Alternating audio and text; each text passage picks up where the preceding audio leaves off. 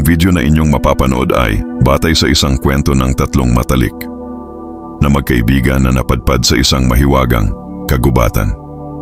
Sa kanilang paglalakbay, nakaharap nila ang mga pagsubok na bawat susubok sa kanilang tapang, tiwala at pagkakaibigan. Ano ang naghihintay?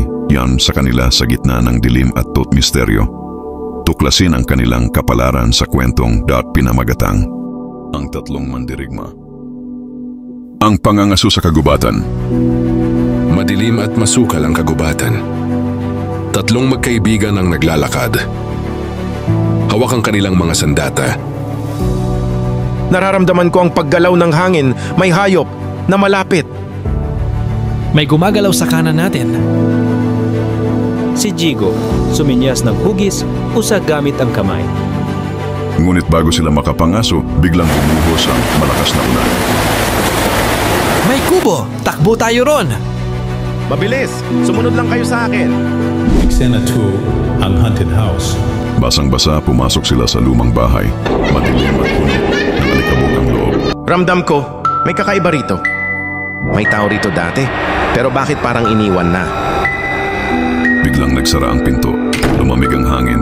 May lumitaw na matandang caretaker na may pulang mata at mahahabang kuko.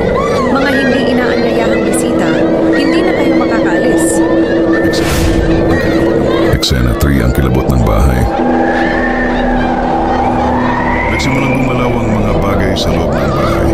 May lumunutang na upuan at may matong lumitaw sa likod ni Tomas. Multo sa likod niya. Malamig, nandito lang sila sa paligid. Isang kamay ang lumabas mula sa dingding at itinangkang hablutin si Jigo. Mabilis niyang inihampas ang sipat. Kahit bulag ako, hindi mo ako matatakasan. Hindi ko kayo hahayaan makatakas. Sinugod niya si Rodel, pero mabilis itong umiwas at sinaksak siya sa tiyan. Unti-unting naglaho. Eksena 4, ang pagtakas.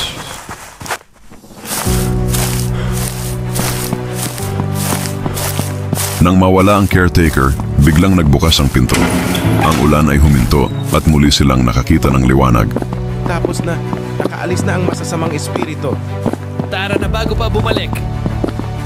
Habang tumatakbo sila palabas, bumagsak ang bahay at tuluyang nawala. Jigo, ngumiti at nagtaas ng kamao bilang senyas ng tagumpay. Isa itong gabing hindi natin malilimutan. Tama ka dyan, kaibigan. At dito na nagtatapos ang kwento ng tatlong magiting na mandirigma ng kagubatan na pinamagatang Ang Tatlong Mandirigma.